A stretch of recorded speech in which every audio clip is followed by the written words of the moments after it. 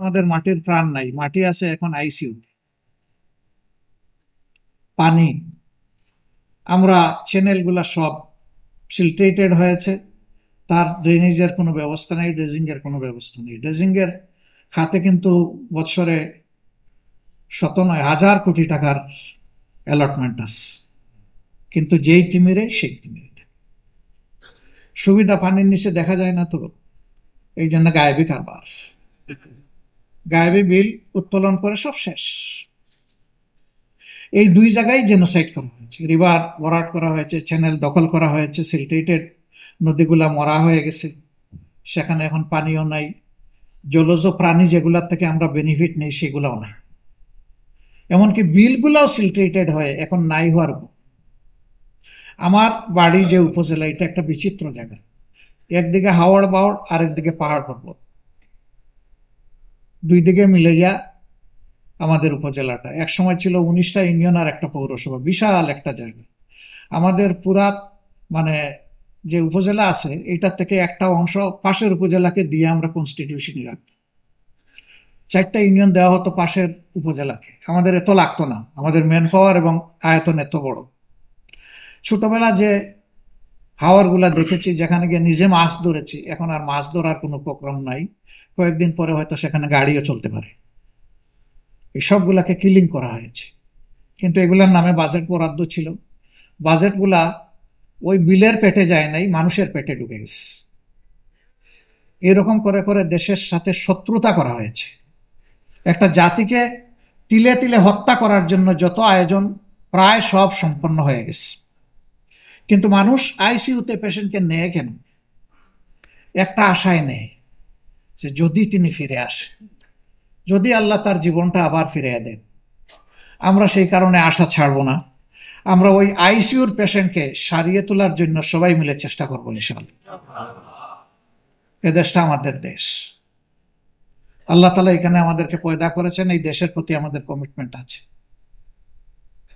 কৃষি বাঁচলে দেশ বাঁচবে। আমাদের দুইটা ইন্ডাস্ট্রি লাগবে, ইলেকট্রোমেকানিক্যাল ইন্ডাস্ট্রিও লাগবে, আবার অ্যাগ্রো বেসড ইন্ডাস্ট্রি লাগবে। এই দুইটা ছাড়া আমরা চলতে পারবো না। জমিতে আমাদের খুবই সীমিত। তাও যেটা তালপট্টি একটু গজিয়েছিল সেটাও আমাদের গরিবের বউ সকলের ভাবি। বাড়ির পাশ দিয়ে যায়, বাবাও জিজ্ঞেস করে ভাবি কেমন আছে, ছেলেও জিজ্ঞেস করে ভাবি কেমন আছে। ভাবি নিরীহ মানুষ, প্রতিবাদ করে বলতে পারে না, বেয়াদব, তোর বাবা আমাকে ভাবি ডেকেছে, তুই কেন আমাকে ভাবি ডাকবে, বলতে পারে। আমাদের নিয়ে কেউ কেউ এরকম খেলতে চায়। কোন কোন দেশের হয়তো 10-20 লাখ সৈনিক আছে, কনভেনশনাল সৈনিক।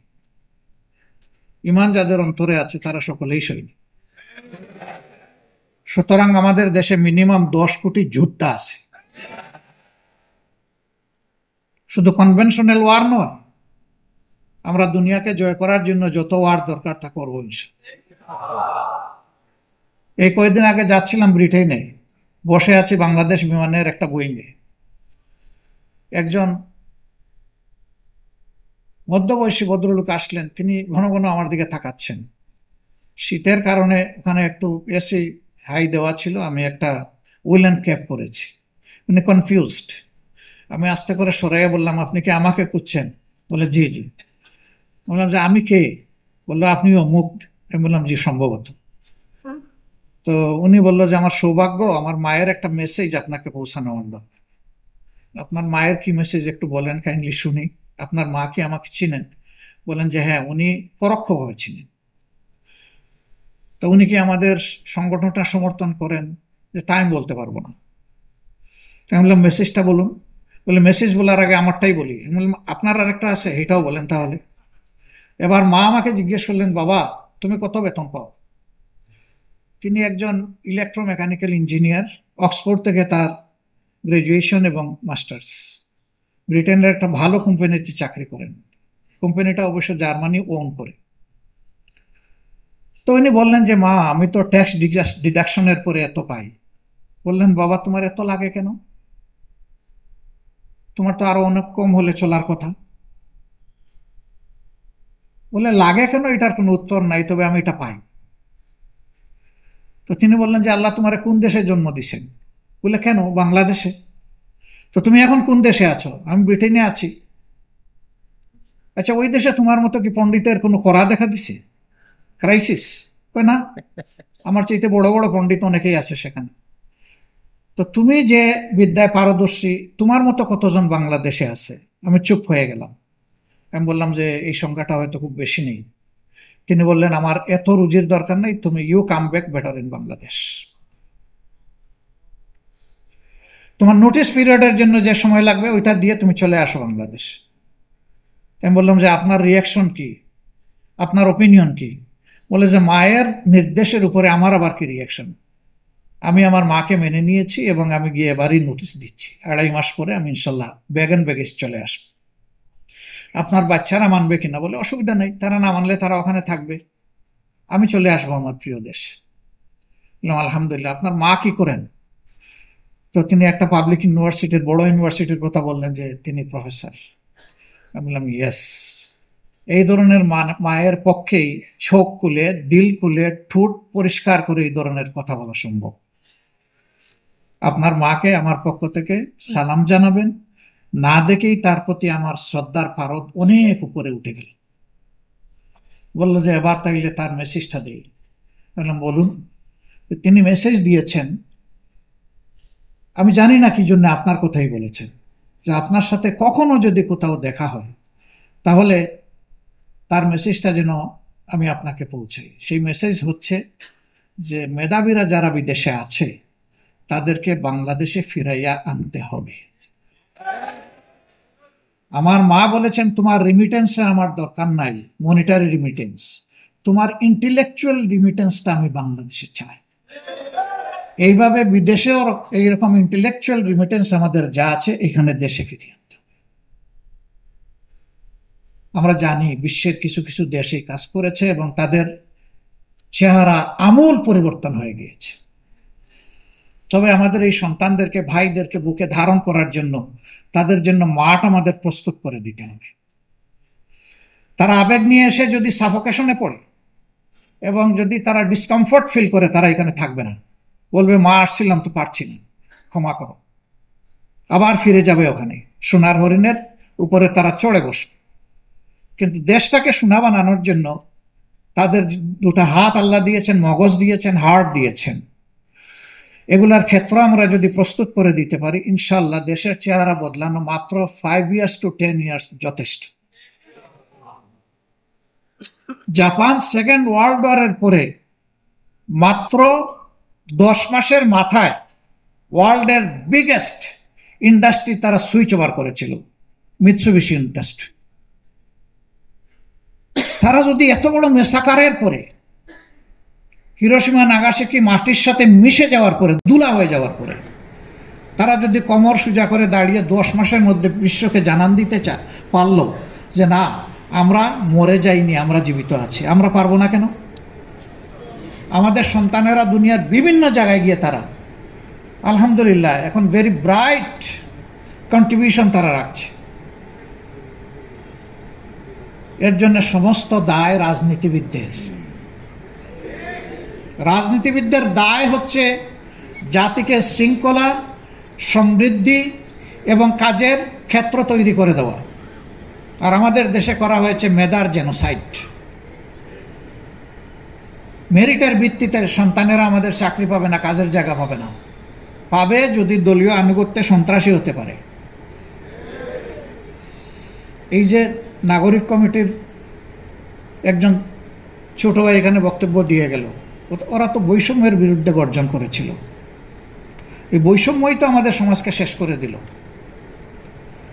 আলহামদুলিল্লাহ, আমরা আল্লাহর পর ভরসা রেখে কথা দিচ্ছি, আল্লাহ যদি এই দেশের জাতির খেদমত করার সুযোগ আমাদের হাতে তুলে দেন, আমরা ইনশাল্লাহ জমিদার কিংবা মালিক হব না, আমরা হব জাতির সেবক। আমাদের কাজ হবে চৌকিদারের কাজ, পিয়নের কাজ। মানুষের 4টা রাইটকে প্রটেক্ট করা হবে আমাদের কাজ। তাদের জীবন, তাদের সম্পদ, তাদের ইজ্জত এবং তাদের রিজেক, এই 4 জায়গার পাহারাদারি করা আমাদের দায়িত্ব হবে। এই কথাগুলোর সাক্ষী আপনারা হয়ে গেলেন, স্বয়ং আল্লাহ রাব্বুল আলামিন হয়ে গেলেন। আমরা যেন আল্লাহকে ভয় করে আমাদের কথার উপর ঠিক থাকতে পারি। আমরা কথা দিচ্ছি, আল্লাহ সুযোগ দিলে আমরা চাঁদাবাজি করি না, করব না, এবং কোনো চাঁদাবাজকে আমরা বরদাস্ত করব না। আমরা দখল বাণিজ্য বুঝি না, আমরা করব না এবং করতে দেব না। সন্তান জন্ম নিবে মায়ের পেট থেকে, রাষ্ট্র নিবে তার লালন পোষণের দায়িত্ব,